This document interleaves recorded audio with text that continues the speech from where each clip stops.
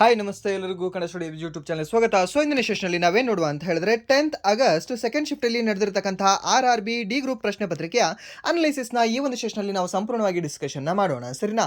So ಹಾಗಾದರೆ ಬನ್ನಿ ವಿಡಿಯೋನ ಸ್ಟಾರ್ಟ್ ಮಾಡುವ. ವಿಡಿಯೋ ಸ್ಟಾರ್ಟ್ ಮಾಡಿದ ಮುಂಚೆ ವಿಡಿಯೋ ಕೊನೆವರೆಗೂ ನೋಡಿ ಅಂತ ಹೇಳ್ತಾ, ಹಾಗೆ ವಿಡಿಯೋ ಕೊನೆವರೆಗೂ ನೋಡಿದ ನಂತರ ವಿಡಿಯೋ ಇಷ್ಟ ಆದರೆ ಪ್ಲೀಸ್ ವಿಡಿಯೋನ ಲೈಕ್ ಮಾಡಿ, ಸಬ್ಸ್ಕ್ರೈಬ್ ಮಾಡಿ. ಇಫ್ ನಿಮಗೆ ವಿಡಿಯೋ ಇಷ್ಟ ಆಗಲಿಲ್ಲ ಅಂದರೆ ಸೊ ಆಬ್ವಿಯಸ್ಲಿ ಡಿಸ್ಲೈಕ್ ಮಾಡಿ ಅಂತ ಹೇಳ್ತಾ, ಹಾಗೆ ನಾವು ಇಲ್ಲಿವರೆಗೂ ಮಾಡಿರ್ತಕ್ಕಂಥ ಅನಲೈಸಿಸ್ ಕ್ಲಾಸ್ಗಳು, ಕರೆಂಟ್ ಅಫೇರ್ಸ್ ಕ್ಲಾಸ್ಗಳು, GK ಕ್ಲಾಸ್ ಹಾಗೆ ಸೈನ್ಸ್ ಕ್ಲಾಸ್ಗಳನ್ನು ಯಾರು ನೋಡಿಲ್ಲ ಅಲ್ವಾ, ಪ್ಲೀಸ್ ನೀವು ಪ್ಲೇಲಿಸ್ಟಲ್ಲಿ ಹೋಗಿ ಚೆಕ್ ಮಾಡ್ಕೊಂಡು ನೋಡ್ಕೊಳ್ಳಿ. ಸೊ ಅಲ್ಲಿಂದ ನಿಮಗೆ ಎಕ್ಸಾಮಲ್ಲಿ ಪ್ರಶ್ನೆಗಳನ್ನು ನೋಡೋಕೆ ಸಿಗ್ತಾ ಇದ್ದಾವೆ, ಸರಿಯಾ? ಸೊ ಹಾಗಾದ್ರೆ ಬನ್ನಿ ಮೊದಲ ಪ್ರಶ್ನೆ ಏನಿದೆ ಅಂತ ನೋಡುವ. ಏನಿದೆ ಮೊದಲ ಪ್ರಶ್ನೆ ಅಂತಂದ್ರೆ, 2026ರಲ್ಲಿ ತಮಿಳುನಾಡಿನ ಹೊಸ ಮುಖ್ಯಮಂತ್ರಿಯಾಗಿ ಪ್ರಮಾಣ ವಚನ ಸ್ವೀಕರಿಸಿದವರು ಯಾರು?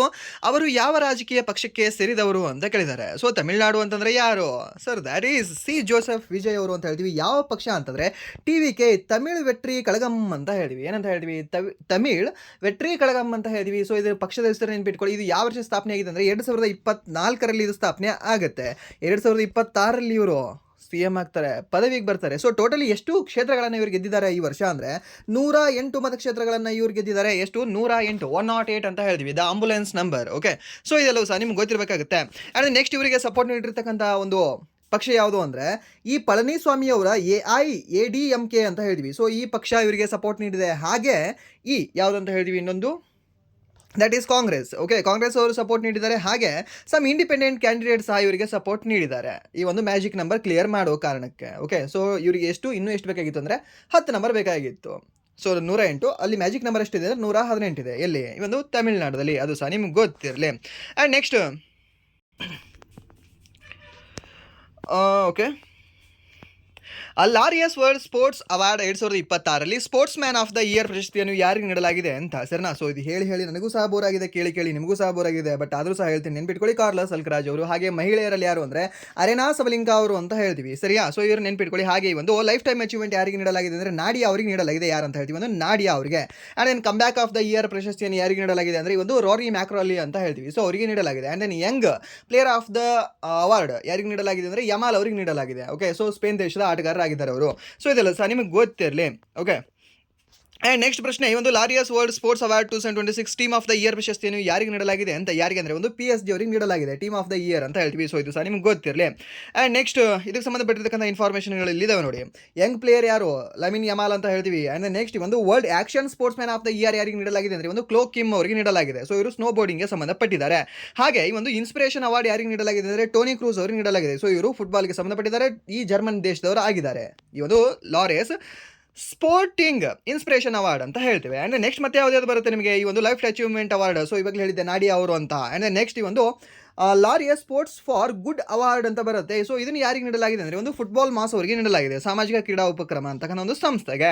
ಆ್ಯಂಡ್ ನೆಕ್ಸ್ಟ್ ಪ್ರಶ್ನೆ, ಜುಲೈ 2026ರಲ್ಲಿ 16ನೇ ವಾರ್ಷಿಕ ಶೃಂಗಸಭೆಯ ಸಂದರ್ಭದಲ್ಲಿ ಭಾರತ ಮತ್ತು ಯಾವ ದೇಶದ ನಡುವೆ ಕೃತಕ ಬುದ್ಧಿಮತ್ತೆ ರಕ್ಷಣಾ ಸಹ ಅಭಿವೃದ್ಧಿ ಮತ್ತು ಭಾರತ ಆರ್ಥಿಕ ಹೂಡಿಕೆಗಳಿಗಾಗಿ ಸಂಬಂಧಿಸಿದ ಐತಿಹಾಸಿಕ ಒಪ್ಪಂದಗಳಿಗೆ ಸಹಿ ಹಾಕಲಾಗಿದೆ ಅಂತ ಕೇಳಿದ್ದಾರೆ. 16ನೇ ವಾರ್ಷಿಕ ಶೃಂಗಸಭೆಯ ಸಂದರ್ಭದಲ್ಲಿ ಭಾರತ ಮತ್ತು ಯಾವ ದೇಶ ಅಂತ, ಯಾವ ದೇಶ ಅಂದರೆ ದ್ಯಾಟ್ ಇಸ್ ಒಂದು ಜಪಾನ್ ದೇಶ ಅಂತ ಹೇಳ್ತೀವಿ. ಒಂದು ಜಪಾನ್ನ ಸನೈ ತಕೈಚಿ ಅವರು ಹಾಗೆ ನಮ್ಮ ಭಾರತದ ಪ್ರಧಾನಮಂತ್ರಿ ಆಗಿರ್ತಕ್ಕಂಥ ನರೇಂದ್ರ ಮೋದಿ ಅವರ ಮಧ್ಯೆ ಈ ಒಂದು ಒಪ್ಪಂದ ಆಗಿದೆ ಅಂತ ನಾವು ಹೇಳಬಹುದಾಗುತ್ತೆ. ಓಕೆ, ಸೊ ಯಾವ ಒಂದು ಕ್ಷೇತ್ರ ಅಂದರೆ ಒಂದು AI ಕ್ಷೇತ್ರ ಅಂತ ಹೇಳ್ತೀವಿ, ರಕ್ಷಣಾ ಕ್ಷೇತ್ರ ಅಂತ ಹೇಳ್ತೀವಿ, ಆರ್ಥಿಕ ಹೂಡಿಕೆ.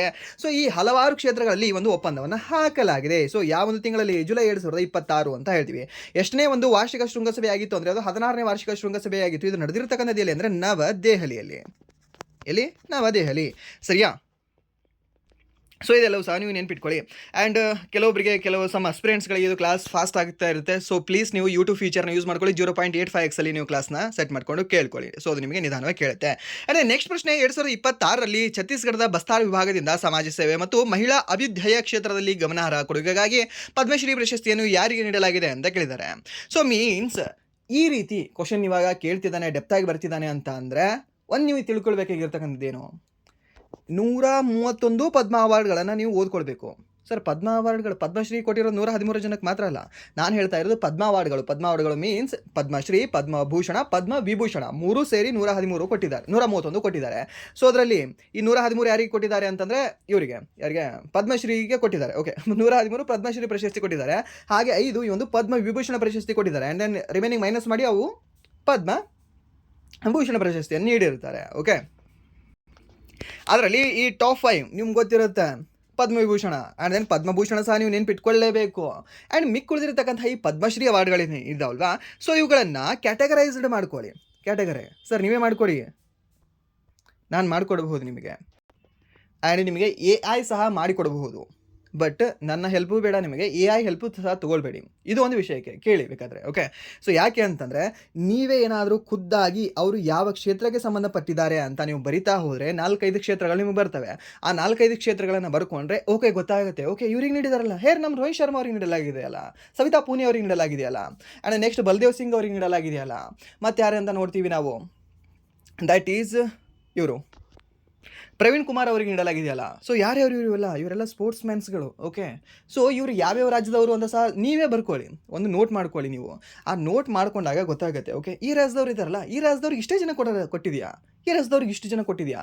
ಸೊ ಮೀನ್ಸ್ ಮೈಂಡಲ್ಲಿ ಒಂದು ಥಾಟ್ ಬರುತ್ತಲ್ವಾ, ಸೊ ಎಮೋಷನ್ ಸ್ಟಾರ್ಟ್ ಆಗುತ್ತಲ್ವಾ, ಎಮೋಷನ್ ಸ್ಟಾರ್ಟ್ ಆದಾಗ ನೆನಪು ಉಳಿಯೋಕ್ಕೆ ಜಾಸ್ತಿ ಸ್ಟಾರ್ಟ್ ಆಗುತ್ತೆ. Okay simple thing.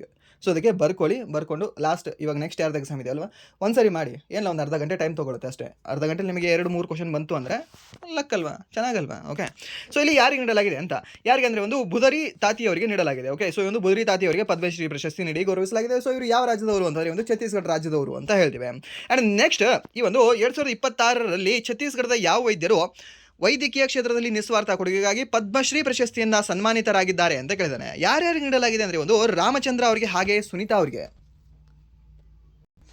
ಅತ್ಯುತ್ತಮ ದಂಪತಿಗಳು ನೋಡಿ. ಸೊ ಒಂದೇ ಟೈಮಲ್ಲಿ ಇಬ್ಬರೂ ಸಹ ಪದ್ಮಶ್ರೀ ಪ್ರಶಸ್ತಿ ತೆಗೆದುಕೊಂಡಿದ್ದಾರೆ. ಸೊ ಯಾರು ಇವರಿಬ್ಬರು ಅಂದರೆ ಡಾಕ್ಟರ್ಗಳಾಗಿದ್ದಾರೆ. ಓಕೆ, ಸೊ ಇವರು ಸಮಾಜ ಸೇವೆ, ಸೊ ಈ ಒಂದು ವೈದ್ಯಕೀಯ ಕ್ಷೇತ್ರದಲ್ಲಿ ನಿಸ್ವಾರ್ಥ ಸೇವೆಗಾಗಿ ಇವರಿಗೆ ಪದ್ಮಶ್ರೀ ಪ್ರಶಸ್ತಿ ನೀಡಿ ಗೌರವಿಸಲಾಗಿದೆ. ಯಾವ ರಾಜ್ಯದವರು, ಛತ್ತೀಸ್ಗಢ ರಾಜ್ಯದವರು. ಸೊ ಇದು ಸಹ ಪ್ರಶ್ನೆ ಕೇಳಿದ್ದಾನೆ, ಸೊ ಇದು ಸಹ ನಿಮ್ಗೆ ಗೊತ್ತಿರಲಿ. ಸೊ ಆ್ಯಂಡ್ ನೆಕ್ಸ್ಟ್ ಪ್ರಶ್ನೆ, ಬಿಳಿ ಬೆಳಕಿನ ಕಿರಣವು ಗಾಜಿನ ಪ್ರಿಸಮ್ ಮೂಲಕ ಹಾದು ಹೋದಾಗ ಅದು ವಿವಿಧ ಬಣ್ಣಗಳ ಪಟ್ಟಿಯಾಗಿ ವಿಭಜನೆ ಆಗುತ್ತದೆ. ಈ ವಿದ್ಯಮಾನವನ್ನು ನಾವು ಏನೆಂದು ಕರೆಯಲಾಗ್ತದೆ ಅಂತ ಕೇಳಿದ್ರೆ, ಏನಂತ ಕರೆಯಲಾಗ್ತದೆ, ಅದನ್ನು ನಾವು ಡಿಸ್ಪರ್ಷನ್ ಅಂತ ಹೇಳ್ತೀವಿ. ಆ್ಯಂಡ್ ದೆನ್ ಇವಾಗ ಒಂದು ಪ್ರಿಸಮ್ ನಾವು ಹೀಗೆ ಇಟ್ವಿ, ಸೊ ಇಲ್ಲಿ ಲೈಟ್ ಬಿಡ್ತೀವಿ, ಸೊ ವಿವಿಧ ಲೈಟ್ ಆಗಿ ಹೋಗ್ತದೆ. ಆ್ಯಂಡ್ ದೆನ್ ಇನ್ನೊಂದನ್ನು ನಾವು ಉಲ್ಟಾ ಇಡ್ತೀವಿ. ಸೊ ಇಲ್ಲಿ ಎಷ್ಟು ಬಣ್ಣಗಳು ಹೊರಗಡೆ ಬರ್ತವೆ ಅಂತ ಕೇಳ್ತಾನೆ. ಒಂದೇ ಒಂದು ಬಣ್ಣ ಬರುತ್ತೆ, ಸಾರಿ ಒಂದೇ ಬಣ್ಣ ಅಲ್ಲ, ಸಿಂಗಲ್ ರೇ ಮಾತ್ರ ಬರುತ್ತೆ. ಓಕೆ, ಸೊ ಇದು ಸಹ ನಿಮಗೆ ಗೊತ್ತಿರಲಿ. ಆ್ಯಂಡ್ ನೆಕ್ಸ್ಟ್ ಪ್ರಶ್ನೆ, ಹತ್ತಿರದ ದೋಷ ಅಥವಾ ಈ ಒಂದು ಮಯೋಪಿಯಾ ಇರುವ ವ್ಯಕ್ತಿಯ ದೃಷ್ಟಿಯನ್ನು ಸಾಮಾನ್ಯಗೊಳಿಸಲು ಯಾವ ರೀತಿಯ ಲೆನ್ಸನ್ನು ಬಳಸಲಾಗ್ತದೆ. ಸೊ ನಿಮ್ಮ ಫ್ರೆಂಡ್ಸಲ್ಲಿ ಇಲ್ಲಾಂದರೆ ನಿಮಗೆ ಸ್ಪೆಕ್ಸ್ ಇರುತ್ತೆ. ಸೊ ಯಾವ ಲೆನ್ಸನ್ನು ನೀವು ಬಳಸ್ತೀರಾ ಅಂತಂದರೆ ಈ ಒಂದು ಕಾನ್ಕೇವ್ ಲೆನ್ಸನ್ನು ನೀವು ಬಳಸ್ತೀರಾ. ಯಾವುದು ಕಾನ್ಕೇವ್ ಲೆನ್ಸನ್ನು. ಹಾಗೆ ಲೈಕ್ ದೊಡ್ಡವರಿಗೆ ಮನೆಯಲ್ಲಿ ಮೀನ್ಸ್ ಅಪ್ಪಾಜಿಗೆ, ಇಲ್ಲಾಂದರೆ ಅಮ್ಮಗೆ, ಇಲ್ಲಾಂದರೆ ಅಜ್ಜಿಗೆ, ಸೊ ಅವರಿಗೆ ಒಂದು ಇದು ಇರುತ್ತೆ, ಸ್ಪೆಕ್ಸ್ ಇರುತ್ತೆ. ಸೊ ಅವ್ರದ್ದು ಹೀಗಿರುತ್ತೆ, ಅಲ್ಲಿದ್ದಾಗ ಹೀಗೊಂದು, ಓಕೆ ಹೀಗೊಂದು, ಆ ಮಿಡಲಲ್ಲಿ ಒಂದು ರೌಂಡ್ ಕಟ್ ಇರುತ್ತೆ. ಸೊ ಹಾಗಾದರೆ ಅಲ್ಲಿ ಯಾವ ಲೆನ್ಸ್ ಬಳಸಿದ್ದಾರೆ, ಇಲ್ಲಿ ಹಿಂದೆ ಏನಿದೆ ಅಲ್ವಾ ಇದು ಕಾನ್ಕೇವ್ ಲೆನ್ಸ್, ಇಲ್ಲಿ ಮಧ್ಯೆ ಇಲ್ಲಿ ಹಾಫ್ ಶೇಪ್ಡ್ ಏನಿದೆ ಅಲ್ವಾ ಇದು ಕರ್ವ್ಡ್. ಸೊ ಇದನ್ನು ನಾವು ಕಾನ್ವೆಕ್ಸ್ ಲೆನ್ಸ್ ಅಂತ ಹೇಳ್ತೀವಿ. ಓಕೆ, ಸೊ ಇದು ಕಾನ್ವೆಕ್ಸ್ ಲೆನ್ಸ್, ಇದು ಕಾನ್ಕೇವ್ ಲೆನ್ಸ್. ಆ್ಯಂಡ್ ನೆಕ್ಸ್ಟ್ ಈ ಒಂದು ಪ್ರೆಸ್ ಬಯೋಪಿಯಾ ಅಂತ ಬರುತ್ತೆ. ಸೊ ಅದು ಯಾರಿಗೆ ಅಂದರೆ ಇದು ವೃದ್ಧರಿಗೆ ಅಂತ ಹೇಳ್ತೀವಿ. ಸರ್ ನಾವು ವಯಸ್ಸಾಗ್ತಾ ಕಾಣಲ್ಲ, ಯಾರ ಮಗ ನೀನು ಅಂತ ಕೇಳ್ತೀವಲ್ವ ನಾವು ಸಹ ಮುಂದೆ ವಯಸ್ಸಾದಾಗ. ಸೊ ಅದು ನಾವು ಪ್ರೆಸ್ ಬಯೋಪಿಯಾ ಅಂತ ಹೇಳ್ತೀವಿ. ಅದು ಸಹ ನಿಮ್ಗೆ ಗೊತ್ತಿರಲಿ. ಆ್ಯಂಡ್ ನೆಕ್ಸ್ಟ್ ಪ್ರಶ್ನೆ, ಓಕೆ ಇಲ್ಲಿದೆ ಬೈಫೋಕಲ್ ಲೆನ್ಸ್. ಓಕೆ, ಇಲ್ಲಿ ವೃದ್ಧಾಪದಲ್ಲಿ ಹೇಳಿದೆ ಅಲ್ವಾ ಇವಾಗಲೇ ನಿಮಗೆ, ಯಾವುದು 2 ಲೆನ್ಸ್ಗಳನ್ನು ಬಳಸ್ತೀವಿ ಅಂತ ಅದೇ ಕೊಟ್ಟಿದ್ದಾರೆ. ಆ್ಯಂಡ್ ನೆಕ್ಸ್ಟ್ ಪ್ರಶ್ನೆ, ಮಾನವನ ಮೂತ್ರಪಿಂಡದ ನಾಳಿಕೆಗಳಲ್ಲಿ ಈ ಒಂದು PCT ಅಂತಹ ಪ್ರಾಥಮಿಕವಾಗಿ ಯಾವ ರೀತಿಯ ಎಪಿಥೆಲಿಯಲ್ ಅಂಗಾಂಶವು ಕಂಡುಬರ್ತದೆ ಅಂತ ಕೇಳಿದಾನೆ. ಯಾವ್ದು ಕಂಡುಬರುತ್ತೆ, ಕಿಡ್ನಿಯಲ್ಲಿ ಅಲ್ವಾ, ಮೂತ್ರಪಿಂಡ ಅಂದರೆ ಕಿಡ್ನಿ ಅಲ್ವಾ. ಓಕೆ, ಕಿಡ್ನಿಯಲ್ಲಿ ಯಾವ ರೀತಿ ಕಂಡುಬರುತ್ತೆ ಅಂದರೆ ಕ್ಯೂಬಾಡಲ್ ಎಪಿಥೆಲಿಯಲ್ ಟಿಶ್ಯೂ ಅಂತ ಹೇಳ್ತೀವಿ. ಕ್ಯೂಬಾಡಲ್ ಅಂತಂದರೆ ಶಲ್ಕಿ ಎಪಿಥೆಲಿಯಂ, ಘನಾಕಾರ, ಸ್ತಂಭಾಕಾರ, ಸರೀಕೃತ ಶಲ್ಕಿ ಎಪಿಥೆಲಿಯಂ ಅಂತ ಕೊಟ್ಟಿದ್ದಾರೆ. ಓಕೆ, ಕ್ಯೂಬೈಡಲ್. ಓಕೆ, ಆಪ್ಷನ್ ಬಿ ಘನಾಕಾರ ಎಪಿಥೆಲಿಯಂ ಅಂತ ಹೇಳ್ತೀವಿ. ಓಕೆ, ಸೊ ಅದನ್ನ ನೆನ್ಪಿಟ್ಕೊಳ್ಳಿ. ಯಾವುದು ಈ ಒಂದು ಎಪಿಥೆಲಿಯಂ ಟಿಶ್ಯೂಗಳು ಕಂಡು ಬರ್ತವೆ. ಆ ಎಪಿಥೆಲಿಯಂ ಟಿಶ್ಯೂಗಳಲ್ಲಿ ನಿಮಗೆ ಯಾವುದು ಅಂದರೆ ಈ ಕಾಲಿಮ್ನರ್ ಅಂತ ಬರ್ತವೆ. ಆ್ಯಂಡ್ ನೆಕ್ಸ್ಟ್ ಯಾವ್ದು ಬರುತ್ತೆ ಅಂದರೆ ಒಂದು ಕ್ಯೂಬೈಡಲ್ ಅಂತ ಬರುತ್ತೆ. ಆ್ಯಂಡ್ ನೆಕ್ಸ್ಟ್ ನಾರ್ಮಲ್ ಆಗಿ ಬರ್ತವೆ. ಓಕೆ, ಸೊ ಇಲ್ಲಿ ಕ್ಯೂಬೈಡಲ್ ನಾವು ಎಲ್ಲಿ ಯೂಸ್ ಮಾಡ್ತೀವಿ ಅಂದರೆ ಮೀನ್ಸ್ ಎಲ್ಲಿ ಕಂಡು ಬರ್ತವೆ ಅಂದರೆ ಈ ಒಂದು ಕಿಡ್ನಿಯಲ್ಲಿ ಕಂಡು ಬರ್ತವೆ. ಹಾಗೆ ಈ ಒಂದು ಕಾಲಿಮ್ನರ್ ಅಂತ ಏನು ಹೇಳ್ತೀವಲ್ವಾ, ಸೊ ಅದು ಎಲ್ಲಿ ಕಂಡು ಬರ್ತದೆ ಅಂದರೆ ಈ ಮೀನ್ಸ್ ಈ ಒಂದು ಸ್ತಂಭಾಕಾರ ಎಪಿಥೆಲಿಯಂ ಕಂಡು ಬರ್ತಕ್ಕಂಥದ್ದು ಯಾವುದಿದು ಇಂಟೆಸ್ಟೈನ್ಗಳಲ್ಲಿ ಕಂಡುಬರ್ತವೆ. ಓಕೆ, ಸೊ ಅದು ಸಹ ನಿಮ್ಗೆ ಗೊತ್ತಿರಲಿ. Large intestine and then small ಇಂಟೆಸ್ಟೈನ್ಗಳಲ್ಲಿ ನಿಮಗೆ ಈ ಒಂದು ಸ್ತಂಭಾಕಾರ ಎಪಿಥೆಲಿಯಂ ಕಂಡುಬರುತ್ತವೆ. ಸೊ ಅದು ಸಹ ನಿಮ್ಗೆ ಗೊತ್ತಿರಬೇಕಾಗತ್ತೆ, ಯಾಕೆ ಹೀರ್ಕೊಳ್ಳೋಕ್ಕೆ ಸಹಾಯ ಮಾಡ್ತವೆ. ಆ್ಯಂಡ್ ನೆಕ್ಸ್ಟ್ ಪ್ರಶ್ನೆ, ವಿದ್ಯುತ್ ಸರ್ಕ್ಯೂಟ್ಗಳಲ್ಲಿ ಪ್ರತಿರೋಧಕಗಳ ಶ್ರೇಣಿಕ್ರಮ ಸಂಯೋಜನೆಯನ್ನು ಮುಖ್ಯವಾಗಿ ಹೇಗೆ ಬಳಸಲಾಗ್ತದೆ ಅಂತ ಕೇಳಿದ್ದಾನೆ. ಪ್ರತಿರೋಧಕಗಳ ಸರಣಿಕ್ರಮ ಸಂಯೋಜನೆಯನ್ನು ಪ್ರತಿರೋಧಕಗಳು. Okay okay. ಸೊ ಮೀನ್ಸ್ ಇಲ್ಲಿ ರೆಸಿಸ್ಟೆನ್ಸನ್ನು ನಾವು ಸೀರೀಸಲ್ಲಿ ಯಾಕೆ ಬಳಸ್ತೀವಿ ಅಂತ ಕೇಳಿದ್ದಾನೆ. ಸೊ ಸೀರೀಸಲ್ಲಿ ಯಾಕೆ ಬಳಸ್ತೀವಿ ಅಂದರೆ ಅದರ ಒಂದು ರೆಸಿಸ್ಟೆನ್ಸನ್ನು ಹೆಚ್ಚಿಗೆ ಮಾಡಲು ಅಂತ ಹೇಳ್ತೀವಿ. ಈ ಸರಿ ಏನು ಅಂತಾರೆ, ಒಂದು ಪ್ರತಿರೋಧವನ್ನು ಹೆಚ್ಚಿಗೆ ಪಡೆದು ವಿದ್ಯುತ್ ಪ್ರವಾಹವನ್ನು ನಿಯಂತ್ರಿಸಲು ನಾವೇನು ಮಾಡ್ತೀವಿ, ಸೀರೀಸಲ್ಲಿ ನಾವು ಬಳಸ್ತೀವಿ. ಓಕೆ. ಸೊ ರೆಸಿಸ್ಟೆನ್ಸ್ ಸೀರೀಸಲ್ಲಿ ಹಾಕ್ತೀವಾ ಪ್ಯಾರಲ್ ಹಾಕ್ತೀವಾ ಅಂತ ನಾನು ಕೇಳ್ತಾನೆ. ಸೊ ಅವಾಗ ನೀವು ಹೇಳಬೇಕಾಗುತ್ತೆ ಈ ಒಂದು ಸೀರೀಸಲ್ಲಿ ನಾವು ಕನೆಕ್ಟ್ ಮಾಡ್ತೀವಿ ಅಂತ. ಹಾಗೆ ವೋಲ್ಟ್ ಮೀಟರನ್ನು ಯಾವುದರಲ್ಲಿ ಕನೆಕ್ಟ್ ಮಾಡ್ತೀವಿ ಅಂತ ಕೇಳ್ತಾನೆ, ಪ್ಯಾರಲಲ್ಲಿ ಕನೆಕ್ಟ್ ಮಾಡ್ತೀವಿ ಅಂತ ಹೇಳಬೇಕಾಗುತ್ತೆ. ಬಿಕಾಸ್ ಯಾಕಂದರೆ 2 ಪಾಯಿಂಟಿನ ಡಿಫ್ರೆನ್ಸ್ ನಿಮಗೆ ಬೇಕು. ಸೊ ಅದಕ್ಕೆ ಈ ಪ್ಯಾರಲಲ್ಲಿ ಕನೆಕ್ಟ್ ಮಾಡ್ತೀರಾ, ಇಲ್ಲಿ ಟ್ಯಾಪ್ ಮಾಡಿಕೊಂಡು ಇಲ್ಲಿ ವೋಲ್ಟ್ ಮೀಟರ್ನ ಕನೆಕ್ಟ್ ಮಾಡ್ತೀರಾ. ಓಕೆ, ಗೊತ್ತಿದೆ ಅಲ್ವಾ, ಸೆಕೆಂಡ್ ಪಿ ಯು ಸಿಲಿ ಇಲ್ಲಾಂದರೆ 10th ಕಲಿತಿರ್ತೀರಾ. ಆ್ಯಂಡ್ ನೆಕ್ಸ್ಟ್ ಪ್ರಶ್ನೆ. ಓಕೆ, ಈ ಒಂದು I = V/R. I is directly proportional to voltage and then inversely proportional to resistance. So ಇದು ಸಹ ನಿಮಗೆ ಗೊತ್ತಿರಲಿ, ಓಮ್ಸ್ ಲಾ ಆಗಿದೆ, ಇದು ಸಿಂಪಲ್ ಲಾ. ಆ್ಯಂಡ್ ನೆಕ್ಸ್ಟ್ ಪ್ರಶ್ನೆ. ಭಾರತ ಸರ್ಕಾರದಿಂದ ಅಧಿಸೂಚಿಸಲಾದ ಆನ್ಲೈನ್ ಗೇಮಿಂಗ್ ಪ್ರೋತ್ಸಾಹ ಮತ್ತು ನಿಯಂತ್ರಣ ನಿಯಮಗಳು 2026 ಪ್ರಾಗ್ ನಿಯಮಗಳು ದೇಶಾದ್ಯಂತ ಯಾವ ದಿನಾಂಕದಿಂದ ಜಾರಿಗೆ ಬಂದಿವೆ ಅಂತ ಕೇಳಿದ್ದೇನೆ. ಯಾವ ದಿನಾಂಕದಿಂದ ಇದು ಜಾರಿಗೆ ಬಂದಿವೆ ಅಂತಂದರೆ 1 ಮೇ 2026 ಇವು ಜಾರಿಗೆ ಬಂದಿವೆ. ಆನ್ಲೈನ್ ಗೇಮಿಂಗ್ ಪ್ರೋತ್ಸಾಹ ಮತ್ತು ನಿಯಂತ್ರಣ ನಿಯಮಗಳು ಅಂತ ಹೇಳ್ತೀವಿ. ಸೊ ಇದು ಇಂಪಾರ್ಟೆಂಟ್ ಆಗುತ್ತೆ ನೋಡಿ, ಇಂಪಾರ್ಟೆಂಟ್. ಆ್ಯಂಡ್ ನೆಕ್ಸ್ಟ್ ಪ್ರಶ್ನೆ. 1000 kg ದ್ರವ್ಯರಾಶಿಯ ಕಾರೊಂದು 5 ಸೆಕೆಂಡ್ಗಳಲ್ಲಿ 10 ಮೀಟರ್ ಸೆಕೆಂಡ್ನಿಂದ 20 ಮೀಟರ್ ಪರ್ ಸೆಕೆಂಡ್ಗೆ ವೇಗವನ್ನು ಹೆಚ್ಚಿಸಿಕೊಳ್ಳುತ್ತದೆ. ಕಾರಿನ ಮೇಲೆ ಕಾರ್ಯನಿರ್ವಹಿಸುವ ಬಲವನ್ನು ಕಂಡುಹಿಡಿಯಿರಿ ಅಂತ ಕೇಳಿದ್ದಾನೆ. ಸೊ ದ್ರವ್ಯರಾಶಿ ಕೊಟ್ಟಿದ್ದಾನೆ, ದೆನ್ ಟೈಮ್ ಕೊಟ್ಟಿದ್ದಾನೆ, ಆ್ಯಂಡ್ ದೆನ್ ಇನಿಷಿಯಲ್ ಒಂದು ವೆಲಾಸಿಟಿ ಕೊಟ್ಟಿದ್ದಾನೆ, ಆ್ಯಂಡ್ ದೆನ್ ಫೈನಲ್ ವೆಲಾಸಿಟಿ ಕೊಟ್ಟಿದ್ದಾನೆ. ಸೊ ಇಲ್ಲಿ ಫಾರ್ಮುಲಾ ಹಾಕಿ ನೀವು ಕಂಡುಹಿಡಬೇಕಾಗಿರೋದು ಅಷ್ಟೇ ಇದೆ.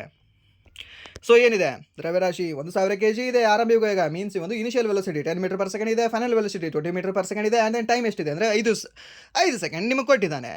ಸೊ ಇಲ್ಲಿ ನಿಮಗೆ ಏನು ಬೇಕು, ಫೋರ್ಸ್ ಕಂಡುಹಿಡಿಬೇಕು ಅಂತಂದರೆ, ಫೋರ್ಸ್ ಕಂಡುಹಿಡಬೇಕು ಅಂದರೆ ನಿಮಗೆ ಏನು ಬೇಕು, ಮಾಸ್ ಬೇಕು, ಹಾಗೆ ಎಕ್ಸಲ್ರೇಷನ್ ಬೇಕು ಅಲ್ವಾ. ಸೊ ಮಾಸ್ ಇದೆ ನಿಮಗೆ ಎಷ್ಟಿದೆ, 1000 kg ಇದೆ, ಆ್ಯಂಡ್ ದೆನ್ ಎಕ್ಸಲ್ರೇಷನ್ ಇಲ್ಲ ಅಲ್ವಾ ನಿಮಗೆ. ಸೊ ಅದಕ್ಕೆ ಏನು ಮಾಡ್ತೀರಾ, ಎಕ್ಸಲ್ರೇಷನ್ ಕಂಡುಹಿಡ್ಕೊಳ್ತೀರಾ ನೀವು ಫಸ್ಟ್. ಸೊ ಎಕ್ಸಲ್ರೇಷನ್ ಫಾರ್ಮುಲಾ ಏನು ಬರುತ್ತೆ ಅಂದರೆ V/U/T ಅಂತ ಹೇಳ್ತೀವಿ. ಸೊ ಈ ಒಂದು V/U V-U/T. ಸೊ ಇಲ್ಲಿ ಮೈನಸ್ ಮಾಡ್ಕೊಂಡಾಗ ನಿಮಗೆ ಎಷ್ಟು ಬರುತ್ತೆ ಅಂದರೆ 2 ಮೀಟರ್ ಪರ್ ಸೆಕೆಂಡ್ ಸ್ಕ್ವೇರ್ ಬರುತ್ತೆ. ಸೊ ಅದನ್ನು ನೀವು ಅಲ್ಲಿ ಇನ್ಪುಟ್ ಮಾಡಿದಾಗ ಸೊ ಎಷ್ಟು ಬರುತ್ತೆ ಅಂದರೆ 1000 × 2,000 ನ್ಯೂಟನ್ಗಳು ಅಂತ ಹೇಳ್ತೇವೆ. ಓಕೆ. ಸೊ ಫಸ್ಟ್ ನಿಮಗೆ ಇಲ್ಲಿ ಕ್ವಶನ್ ಏನು ಕೇಳಿದಾನಲ್ವಾ, ಸೊ ಏನೇ ಕೊಟ್ಟಿರಲಿ, ಫಸ್ಟ್ ಲಾಸ್ಟ್ ಲೈನ್ ಒಂದು ಓದಿಬಿಡಿ. ಬಲವನ್ನು ಲೆಕ್ಕಾಚಾರ ಮಾಡಿ ಅಂತ ಕೊಟ್ಟಿದ್ದಾನೆ. ಸೊ ಬಲವನ್ನು ಅಂದರೆ ಫೋರ್ಸ್ ಅಂತ ಹೇಳ್ತೀವಲ್ವಾ, ಫೋರ್ಸ್ನ ಫಾರ್ಮುಲಾ ನಿಮ್ಮ ಮೈಂಡಲ್ಲಿ ಯಾವುದೋ ಒಂದು ಬರ್ತಿದೆಯಾ, ಬರೆದು ಬಿಡಿ. ಅದಕ್ಕೆ force = mass into acceleration. Mass ಇದೆಯಾ, ಇದೆ. ಎಕ್ಸಲ್ರೇಷನ್ ಇದೆಯಾ, ಇಲ್ಲ. ಸೊ ಆ ಎಕ್ಸಲ್ರೇಷನ್ ಕಂಡುಹಿಡ್ಕೋ ಮಗ ನೀನೇ ಅಂತ ಏನು ಮಾಡಿದ್ದಾರೆ, ಈ 3 ಡಾಟಾಗಳನ್ನು ಕೊಟ್ಟಿದ್ದಾರೆ. ಸೊ ಈ 3 ಡಾಟಾಗಳನ್ನು ಯಾವುದರಲ್ಲಿ ಹಾಕಿದ್ರೆ ನನಗೆ ಎಕ್ಸಲ್ರೇಷನ್ ಕಂಡು ಬರುತ್ತೆ. ಸೊ ನಾರ್ಮಲ್ ಆಗಿ V-U ಹಾಕಿದರೆ V-U/T ಅಲ್ಲಿ ಆ ಒಂದು ಫಾರ್ಮುಲಾನಲ್ಲಿ ಹಾಕಿದ್ರೆ ನನಗೆ ಆನ್ಸರ್ ಸಿಗುತ್ತೆ ಈಸಿಯಾಗಿ. ಸೊ ಆ ರೀತಿ ನೀವು ನೋಡ್ಕೊಳ್ಬೇಕಾಗಿದೆ. ಫಸ್ಟ್ ಲಾಸ್ಟ್ ಲೈನ್ ಓದ್ಕೊಳ್ಳಿ ಈ ರೀತಿ ಕೊಟ್ಟಿದ್ರೆ. ಓಕೆ. ಆ್ಯಂಡ್ ನೆಕ್ಸ್ಟ್ ಪ್ರಶ್ನೆ. C3H6 ರಾಸಾಯನಿಕ ಸೂತ್ರವನ್ನು ಹೊಂದಿರುವ ಹೈಡ್ರೋಕಾರ್ಬನ್ ಸಂಯುಕ್ತದ ಸರಿಯಾದ ಒಂದು IUPAC ಹೆಸರೇನು ಅಂತ ಕೇಳಿದ್ದಾನೆ. ಸೊ ಯಾವುದಾಗುತ್ತೆ, ಒಂದು ಪ್ರೊಫೀನ್ ಅಂತ ಆಗುತ್ತೆ. ಪ್ರೊಫೀನ್ ಅಂತ ಆಗುತ್ತೆ. C3H6 ಅದು ಪ್ರೊಫೀನ್ ಆಗುತ್ತೆ. ಓಕೆ. ಸೊ ಪ್ರೊಫೀನ್ ಅಂತಕ್ಕಂಥ ಒಂದು ಹೆಸರು ಕಂಡುಬರುತ್ತೆ. ಆ್ಯಂಡ್ ನೆಕ್ಸ್ಟ್ ಪ್ರಶ್ನೆ. ಸಸ್ಯಗಳಲ್ಲಿ ಫ್ಲೆಕ್ಸಿಬಿಲಿಟಿ ಯಾವ ಶಾಶ್ವತ ಸಸ್ಯ ಅಂಗಾಂಶದ ಉಪಸ್ಥಿತಿಯಿಂದ ಆಗಿದೆ ಅಂತ ಕೇಳಿದ್ದಾನೆ. ಈ ಒಂದು ಫ್ಲೆಕ್ಸಿಬಿಲಿಟಿ ಯಾವುದರಿಂದ ಸಿಗುತ್ತೆ, ಕೋಲಂಕೈಮ ಕೋಲು ಥರ ನಿಲ್ಲುತ್ತೆ, ಇಲ್ಲಾಂದರೆ ಅಲ್ಲಾಡುತ್ತೆ. ಸೊ ಕೋಲಂಕೈಮ ಅಂತ ಹೇಳ್ತೀವಿ. ಸರಿನಾ, ಯಾವುದೇ ಒಂದು ಕೋಲಂಕೈಮ. ಆ್ಯಂಡ್ ನಿಮಗೆ ಒಂದು ಸಿಂಪಲ್ ಆಗಿ ಒಂದು ಫಾರ್ಮುಲಾ ಹೇಳ ನಿಮಗೆ, ಫಾರ್ಮುಲಾ ಅಲ್ಲ, ಒಂದು ಸುಮ್ಮನೆ ಏನು, ಪ್ಯಾರಂಕೈಮ.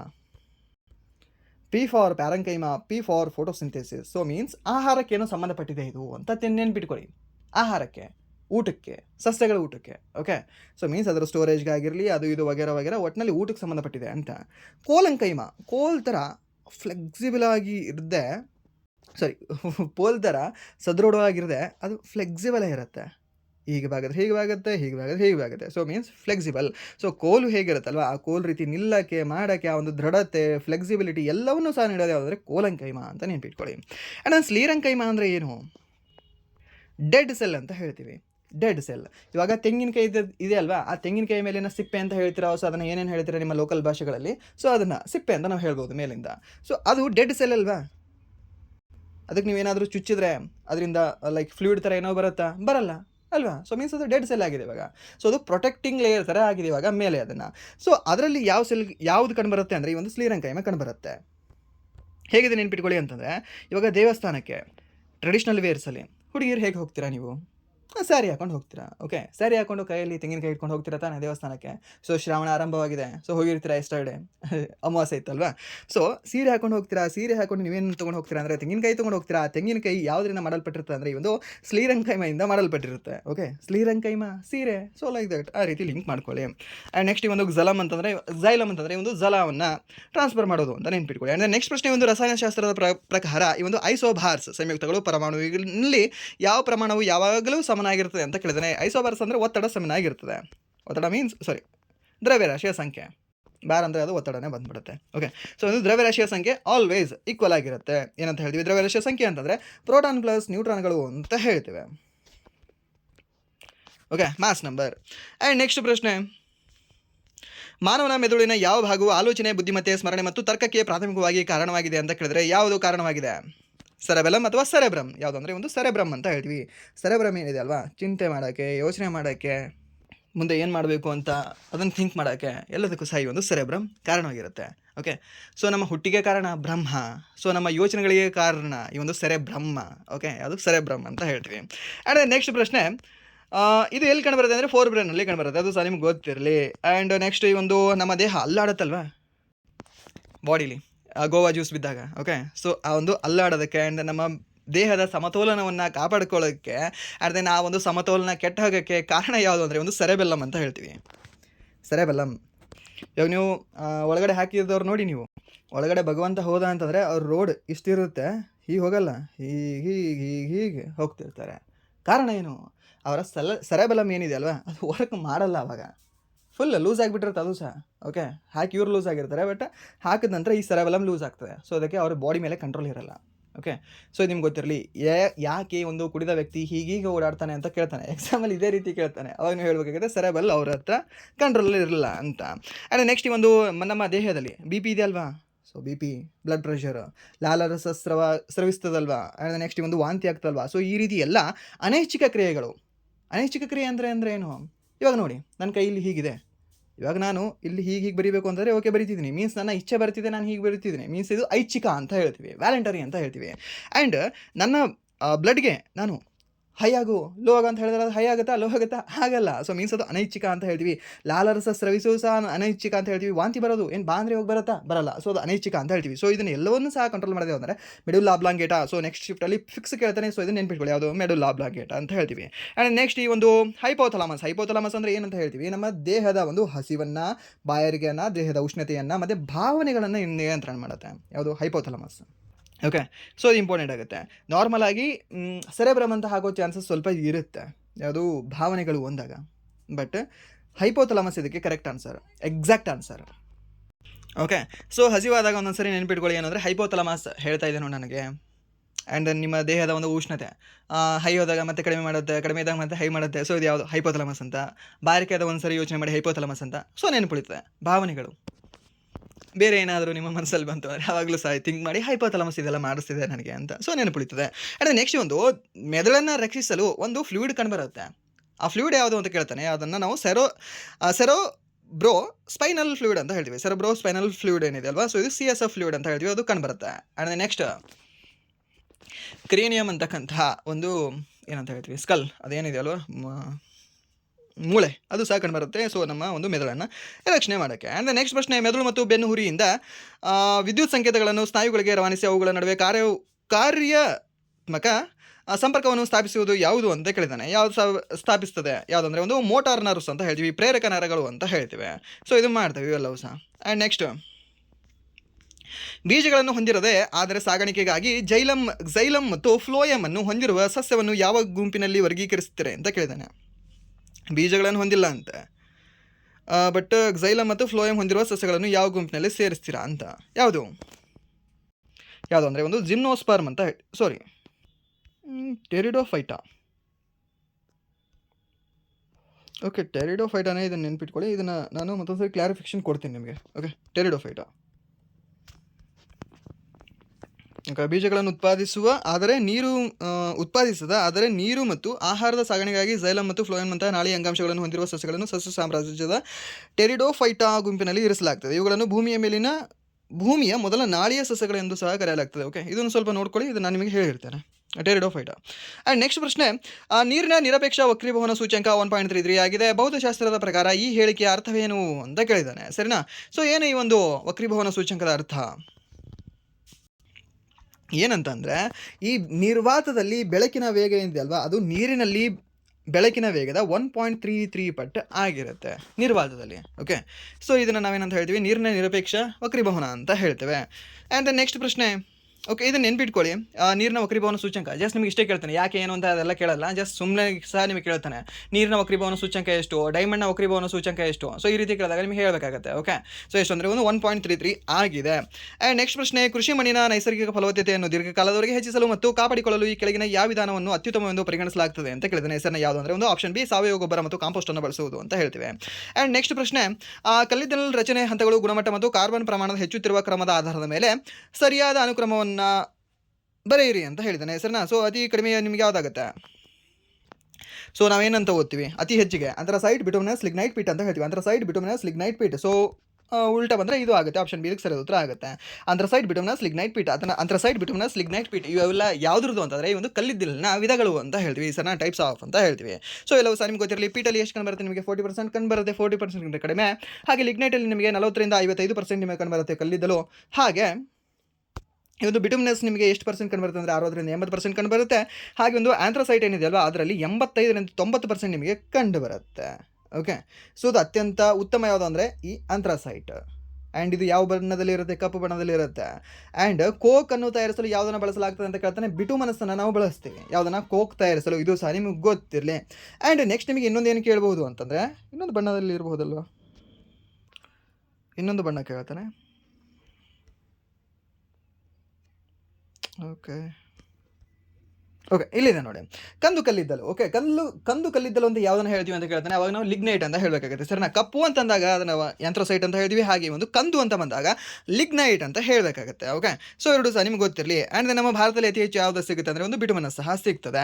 ಆ್ಯಂಡ್ ನೆಕ್ಸ್ಟ್ ಪ್ರಶ್ನೆ, ಈ ಒಂದು ರಾಸಾಯನಿಕ ಸಮೀಕರಣ Fe+H2O ಏನು ಪ್ರಾಡಕ್ಟ್ ಏನಿದೆ ಅಂದರೆ Fe3O4 H2 ಅನ್ನು ಸಮತೋಲನಗೊಳಿಸುವಾಗ ಒಬ್ಬ ವಿದ್ಯಾರ್ಥಿಯು ಆಮ್ಲಜನಕಕ್ಕಿಂತ ಮೊದಲು ಹೈಡ್ರೋಜನನ್ನು ಸಮತೋಲನಗೊಳಿಸಲು ಪ್ರಯತ್ನಿಸಿದರೆ, ಯಾವುದು, ಆಮ್ಲಜನಕಕ್ಕಿಂತ ಮೊದಲು ಹೈಡ್ರೋಜನನ್ನು ಸಮತೋಲನಗೊಳಿಸಲು ಪ್ರಯತ್ನಿಸಿದರೆ ಅವರು ಮುಖ್ಯವಾಗಿ ಯಾವ ತಪ್ಪು ಅಥವಾ ಸಮಸ್ಯೆಯನ್ನು ಎದುರಿಸುತ್ತಾರೆ ಅಂತ ಕೇಳ್ತಾನೆ.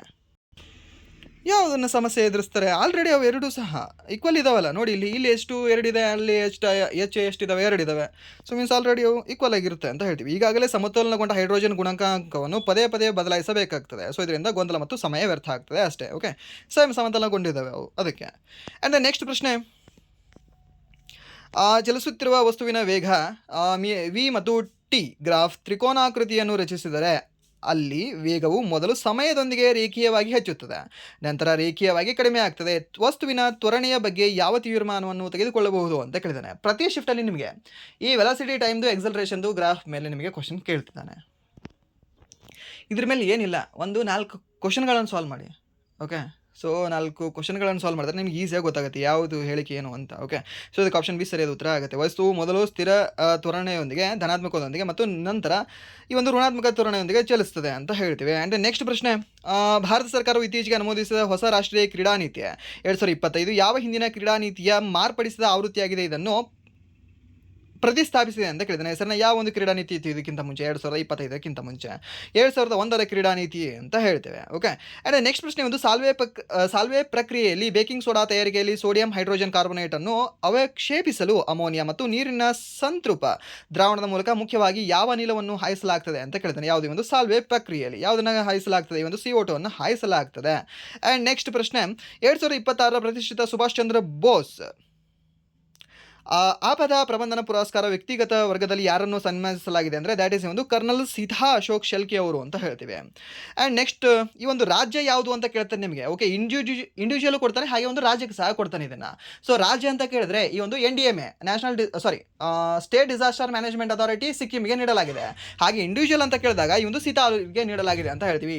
ಒಂದು ಸಿಕ್ಕಿಂ ಸೀತಾ. ಓಕೆ, ಸೊ ಎರಡು ಸಹ SS ಅಲ್ಲಿ ಬರುತ್ತೆ. ಆ್ಯಂಡ್ ದೆನ್ ಈ ಒಂದು ಸುಭಾಷ್ ಚಂದ್ರ ಬೋಸ್ ಸಹ S ಅಲ್ಲಿ ಬರುತ್ತೆ. ಆ್ಯಂಡ್ ನೆಕ್ಸ್ಟ್ ಪ್ರಶ್ನೆ, ಓಕೆ, ಇಲ್ಲಿದೆ ನೋಡಿ, ಈ ಗೌರವವನ್ನು ಸಿಕ್ಕಿಂ ರಾಜ್ಯ ಆಪದ ಪ್ರಬಂಧನ ಪ್ರಾಧಿಕಾರಕ್ಕೆ ನೀಡಲಾಗಿದೆ. Sikkim state disaster management authority ಅದರ ಫುಲ್ ಫಾರ್ಮ್. ಆ್ಯಂಡ್ ನೆಕ್ಸ್ಟ್ ಪ್ರಶ್ನೆ 2026 ಬಿಡುಗಡೆ ಆದ ಅಪನಾಪನ್ ಯಾರು ಅಂದರೆ ಶಿವರಾಜ್ ಸಿಂಗ್ ಚೌಹಾಣ್ ಅವರು ಬರೆದಿದ್ದಾರೆ. ಆ್ಯಂಡ್ ನೆಕ್ಸ್ಟ್ ಪ್ರಶ್ನೆ, ಇದು ಕ್ವಶನ್ ರಿಪೀಟ್ ಇದೆ ನೋಡಿ, ಒಂದು 2 ಸರಿ ರಿಪೀಟ್ ಆಗಿದೆ ಇವಾಗ. ಆ್ಯಂಡ್ ನೆಕ್ಸ್ಟ್ ಈ ಒಂದು 2026 ಅಂತಾರಾಷ್ಟ್ರೀಯ ಬೂಕರ್ ಪ್ರಶಸ್ತಿ ಯಾವ ಕಾದಂಬರಿಗೆ ನೀಡಲಾಗಿದೆ? ಅಂತಾರಾಷ್ಟ್ರೀಯ ಬೂಕರ್ ಪ್ರಶಸ್ತಿ ಮ್ಯಾಂಡ್ರಿನ್ ಚೈನೀಸ್ ಭಾಷೆಯಿಂದ ಅನುವಾದಿತ ಈ ಒಂದು ಗೌರವ ಪಡೆದ ಕೃತಿಯಾಗಿದೆ ಅಂತ ಕೇಳಿದಾನೆ. ಈ ಒಂದು ಲೀನ್ ಕಿಂಗ್ ಅವರು ಅನುವಾದ ಮಾಡಿರ್ತಕ್ಕಂಥ ಪುಸ್ತಕ. ಸೊ ಅದನ್ನು ಒರಿಜಿನಲಿ ಬರೆದಿರ್ತಕ್ಕಂಥದ್ದು ಯಾರು ಅಂತಂದರೆ ಚೈನೀಸ್ ಮಹಿಳೆ. ಯಾವ್ದು ಬುಕ್ ಬರೆದಿದ್ದಾರೆ? ತೈವಾನ್ ಟ್ರಾವೆಲಾಗ್ ಅಂತ ಬರೆದಿದ್ದಾರೆ. ಅವ್ರ ಹೆಸರು ಏನಿದೆ? ಓಕೆ, ಏನಿದೆ? ಶಾಂಗ್ ಜಿ. ಓಕೆ, ಈ ಒಂದು ಶಾಂಗ್ ಜಿ ಅವರಿಗೆ ಅದು ಬರೆದಿದ್ದಾರೆ ಅವರು ಒರಿಜಿನಲ್ ಮ್ಯಾಂಡ್ರಿನ್ ಭಾಷೆಯಲ್ಲಿ. ಅದನ್ನು ಟ್ರಾನ್ಸ್ಲೇಟ್ ಮಾಡಿರೋರು ಯಾರು ಅಂದರೆ ಈ ಲೀ ಕಿಂಗ್ ಅಂತ ಹೇಳ್ತೀವಿ, ಸರ್ ಲೀನ್ ಕಿಂಗ್ ಅವರು ಅಂತ ಹೇಳ್ತೀವಿ. ಆ್ಯಂಡ್ ನೆಕ್ಸ್ಟ್ ಪ್ರಶ್ನೆ, ವಿಶ್ವ ಸಂತೋಷ ವರದಿ 2026 ಯಾವ ದೇಶವು ಫಸ್ಟ್ ಇದೆ? ಫಿನ್ಲ್ಯಾಂಡೇ ಫಸ್ಟ್ ಇರುತ್ತೆ ಪ್ರತಿ ವರ್ಷ ಸಹ. ಸೊ ಇದು 9th ಕಾನ್ಸಿಕ್ಯೂಟಿವ್ ಇಯರಲ್ಲಿ ಇದೇ ಫಸ್ಟ್ ಇದೆ. ಆ್ಯಂಡ್ ನೆಕ್ಸ್ಟ್ ಪ್ರಶ್ನೆ, ನಮ್ಮ ಭಾರತ ಎಷ್ಟನೇ ರ್ಯಾಂಕಲ್ಲಿದೆ? 116ನೇ ರ್ಯಾಂಕಲ್ಲಿದೆ. ಆ್ಯಂಡ್ ದೆನ್ ನಮ್ಮ ಭಾರತ ಒಂದು ಅಂಕ ಎಷ್ಟಿದೆ ಅಂದರೆ 4.536 ಅಂಕ ಅಂತ ಹೇಳ್ತೀವಿ. ಆ್ಯಂಡ್ ನೆಕ್ಸ್ಟ್ ಪ್ರಶ್ನೆ, ಒಂದು ಜೆ ಥಾಮ್ಸನ್ ಅವರ ಪರಮಾಣುವಿನ ಮಾದರಿ ಅಥವಾ ಈ ಒಂದು ಫ್ಲಾಮ್ ಫುಡಿಂಗ್ ಮಾದರಿ ಬಗ್ಗೆ ಈ ಕೆಳಗಿನ ಯಾವ ಹೇಳಿಕೆಯು ಸತ್ಯವಾಗಿದೆ ಅಂತ ಕೇಳಿದಾನೆ. ಯಾವ ಹೇಳಿಕೆ ಸತ್ಯವಾಗಿದೆ? ನ್ಯೂಕ್ಲಿಯಸ್ ಏನಿದೆ ಅಲ್ವಾ, ಅದು ಪಾಸಿಟಿವ್ ಹೊಂದಿರುತ್ತೆ. ಆ್ಯಂಡ್ ಎಲೆಕ್ಟ್ರಾನ್ ಅದರಲ್ಲಿ ಸುತ್ತುವಂತೆ ಮಾಡಿರುತ್ತೆ. ಓಕೆ, ಏನಿದೆ? ಈ ಎಲೆಕ್ಟ್ರಾನ್ಗಳು ಧನಾವೇಶಿತ ಗೋಳದಲ್ಲಿ ಹುದುಗುವೆ ಮತ್ತು ಸುತ್ತುವುದಿಲ್ಲ. ಓಕೆ, ಫ್ಲಮ್ ಫುಡ್ಡಿಂಗ್ ಮಾದರಿ ಮೀನ್ಸ್ ಈ ಕಲ್ಲಂಗಡಿ ಮಾದರಿ ಅಂತ ಏನು ಬರುತ್ತಲ್ವಾ, ಸೊ ಅದ್ರ ಬಗ್ಗೆ ಕೇಳಿದ್ದಾನೆ ಇದನ್ನು. ಆ್ಯಂಡ್ ನೆಕ್ಸ್ಟ್ ಪ್ರಶ್ನೆ, ಕೆಳಗಿನವುಗಳಲ್ಲಿ ಯಾವುದು ಏಕರೂಪದ ಮಿಶ್ರಣದ ಉದಾಹರಣೆಯಾಗಿದೆ ಅಂತ ಕೇಳಿದ್ದಾನೆ. ಏಕರೂಪ ಮಿಶ್ರಣ ಯಾವುದಾಗುತ್ತೆ ಇಲ್ಲಿ ನಿಮಗೆ? ಯಾವುದಂದರೆ ಒಂದು ನೀರು ಮತ್ತು ಸಕ್ಕರೆ ಅಂತ ಹೇಳ್ತೀವಿ. ಆ್ಯಂಡ್ ನೆಕ್ಸ್ಟ್ ಪ್ರಶ್ನೆ, ಒಂದು ಕ್ಲಾಸಿನ ಕೊನೆಯ ಪ್ರಶ್ನೆ, ಈ ಕೆಳಗಿನ ಯಾವ ಸಂದರ್ಭದಲ್ಲಿ ಸ್ಥಿತಿಜ ಶಕ್ತಿಯ ಮೌಲ್ಯವು ಶೂನ್ಯವಾಗಿರುತ್ತದೆ ಅಂತ ಕೇಳಿದ್ದಾನೆ. ಯಾವುದರಲ್ಲಿ ಶೂನ್ಯವಾಗಿರುತ್ತೆ? ಸೊ ಇದನ್ನು ಹೋಮ್ವರ್ಕ್ ಪ್ರಶ್ನೆಯಾಗಿ ತಗೊಳ್ಳಿ. ಆ್ಯಂಡ್ ಈ ಒಂದು ಹೋಮ್ವರ್ಕ್ ಪ್ರಶ್ನೆಗೆ ನೀವು ಕಾಮೆಂಟ್ ಮೂಲಕ ಉತ್ತರವನ್ನು ತಿಳಿಸಿ ಅಂತ ಹೇಳ್ತಾ, ಹಾಗೆ ಇಲ್ಲಿವರೆಗೂ ವಿಡಿಯೋ ನೋಡೋದಕ್ಕಾಗಿ ಫಸ್ಟ್ ಆಫ್ ಆಲ್ ಧನ್ಯವಾದಗಳು. ಹಾಗೆ ಇಲ್ಲಿವರೆಗೂ ವಿಡಿಯೋ ನೋಡಿ ನಿಮಗೆ ಏನಾದರೂ ವಿಡಿಯೋ ಇಷ್ಟ ಆಗಿದ್ರೆ ಪ್ಲೀಸ್ ವಿಡಿಯೋನ ಲೈಕ್ ಮಾಡಿ, ಸಬ್ಸ್ಕ್ರೈಬ್ ಮಾಡಿ. ನಿಮಗೆ ವಿಡಿಯೋ ಇಷ್ಟ ಆಗಲಿಲ್ಲ ಅಂದರೆ ಡಿಸ್ಲೈಕ್ ಮಾಡಿ ಅಂತ ಹೇಳ್ತಾ ವಿಡಿಯೋನ ಎಲ್ಲಿಗೆ ಮಾಡ್ತೀನಿ. Once again thank you so much.